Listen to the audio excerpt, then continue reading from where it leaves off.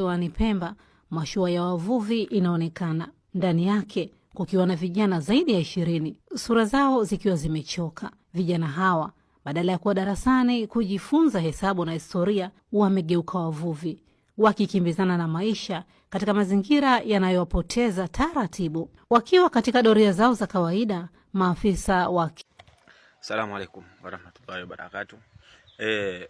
Serikali hongereni kwanza kikosi cha kuzuia magendo KMKM kwa kukamata hiyo vijana hao, kwa sababu hatujui walikuwa wanaenda wapi na wanaenda kufanya nini.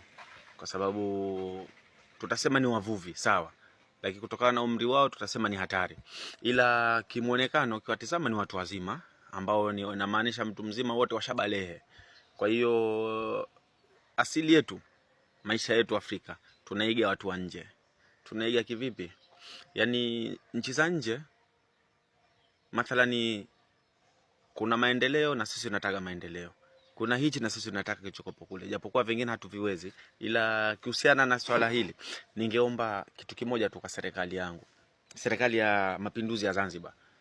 Nataka kama kuna uwezekano, naomba Mheshimiwa Rais, hebu tufanye kama hawa wamejitolea wenyewe, wameamua wenyewe, kazi yao kubwa ni kuvua.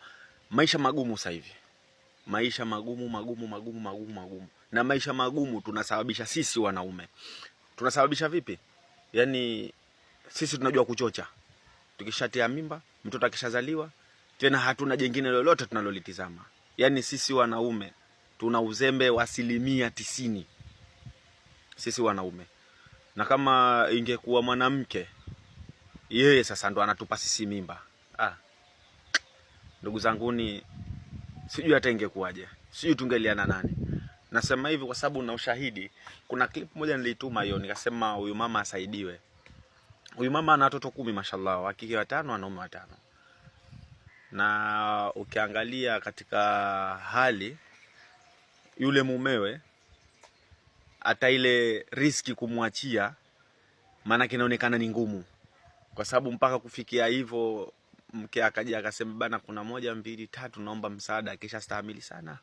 Na tuna uongozi katika majimbo, lakini hajui amfuate nani, kwa sababu kiongozi akishapata ndo kapata. Manake yupo katika jimbo la Mwera huyo, shehia ya Masingini. Yupo na ana shida za hali ya juu. Kwa hiyo tunatakiwa tufanye nini? Tutoe msaada.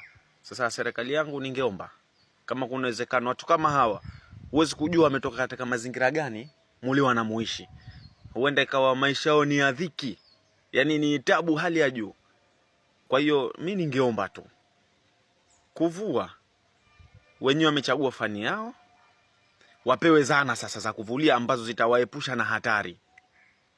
Mimi ningeomba hivyo, kwa sababu ukisema tusubiri mtu awe mtu mzima ndo aanze kuvua, hakuna mvuvi huyo. Mvuvi anaanza akiwa mdogo. Hakuna mvuvi anoanza keshafika miaka 20 ndo akaanza kuvua.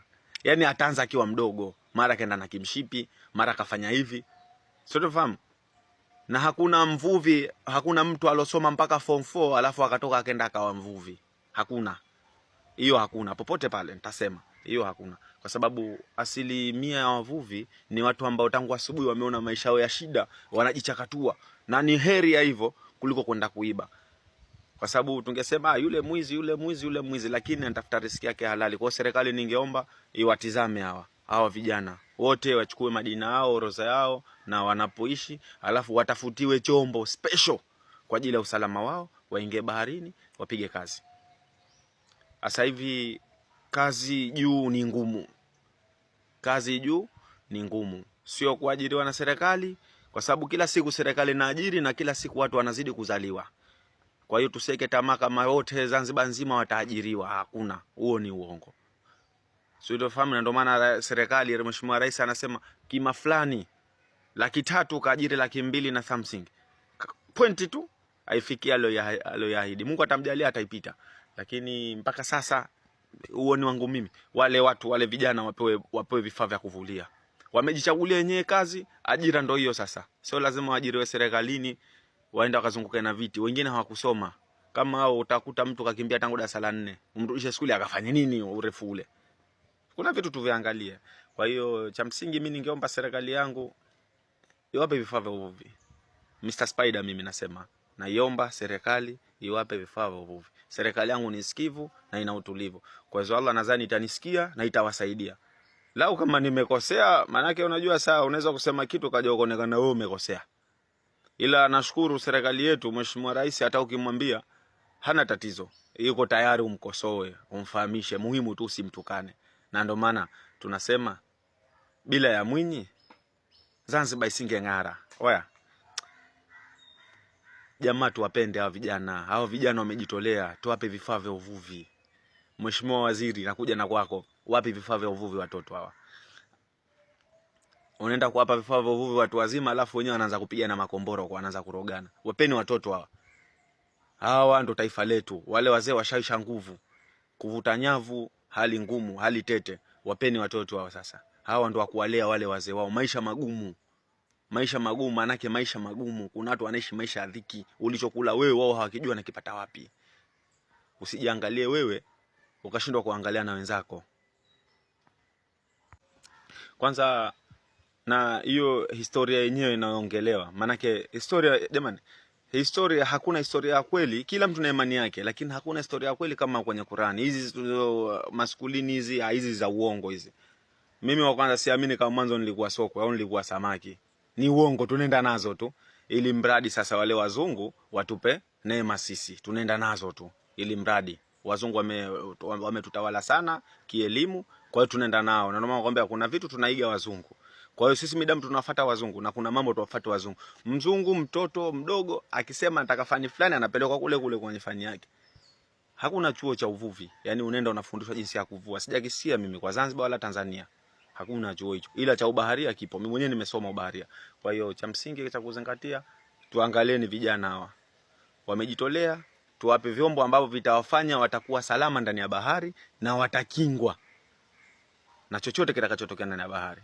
Mheshimiwa Rais, kilio changu hicho. Sina jingine. Yaani Mr. Spider leo hajaja na dawa. Sijaja kusema kama nataka na dawa ya sukari, na dawa ya pressure, na dawa sio ya maradhi yote alotawala dunia nzima. Sijaja kuyatangaza leo. Leo nimekuja imani. Imani muhimu jamani. Na yule mama yule nimetuma klipu yake, asaidiwe jamani, nakuombeni sana sana sana. Asaidiwe. Wewe peleka tofali, peleka saruji, usitume pesa. Pesa atakula na mimi nitakula. Maana ukinitumia pesa mimi nitakula na ukimtumia atakula. Pesa haikai, lakini ukipeleka tofali wallahi atalijengea. Tufanye hivyo.